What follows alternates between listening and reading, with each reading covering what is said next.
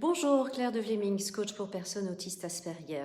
Nous continuons aujourd'hui sur le sujet du lâcher-prise et je vais explorer un peu plus en détail quelques techniques qui vont vous permettre de faciliter le processus interne de lâcher-prise. Mais avant cela, je voulais faire une remarque suite à un commentaire très intéressant que j'ai reçu sur une vidéo précédente. Et j'espère résumer correctement le commentaire de l'internaute qui me disait mais avons-nous besoin d'abandonner nos spécificités d'autiste, et avons-nous besoin d'abandonner la richesse de notre fonctionnement cognitif? Mais la réponse est non. Le lâcher-prise, c'est plus que ça. Et je dirais même au contraire que par le lâcher-prise sur les situations et sur les relations toxiques, nous pouvons mieux exprimer qui nous sommes plutôt que abandonner ce qui fait notre spécificité.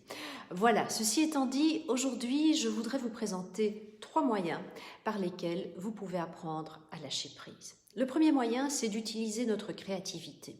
Et si vous avez un intérêt spécifique artistique ou manuel, le fait de vous y plonger va vous permettre de retrouver de la cohérence interne. Alors si vous pratiquez un art et que cela relève aussi de la discipline, parce que souvent on parle quand même de discipline artistique, le fait de retourner à la base de cet art, et donc aux contraintes de cet art, et donc à la manière que vous avez de gérer ces contraintes, va faire émerger des solutions.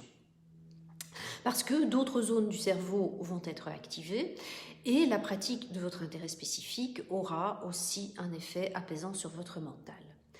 Un deuxième moyen, peut-être un peu plus cérébral, c'est tout ce qui concerne la relaxation, la pleine conscience et la pratique de la gratitude. En se concentrant sur ce qu'on a, counting my blessings, comme disent les anglo-saxons, sur ce qui va bien dans notre vie, en voyant le verre à moitié plein plutôt qu'à moitié vide, en se concentrant aussi sur l'instant présent et pas sur un passé qui n'existe plus ou un futur qui n'existe pas encore, eh bien on peut là aussi retrouver une forme de cohérence et cela va nous permettre de mettre les événements en perspective et de faire émerger des solutions. Et la troisième possibilité pour moi est le contact avec la nature. Alors que ce soit par une balade, parce que cela va nous permettre de nous rendre compte vraiment en nous promenant dans la nature de la puissance de la nature, mais cela va nous permettre aussi de respirer profondément et donc de dissoudre des tensions.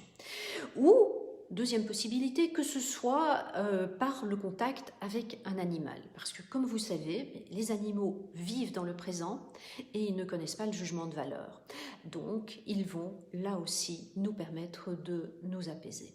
Voilà, ceci termine cette vidéo. Dans la prochaine vidéo, nous verrons quels sont les avantages pour vous de lâcher prise sur ce qui ne vous convient plus. Entre-temps, je vous souhaite une belle journée, une belle soirée et je vous dis à très bientôt.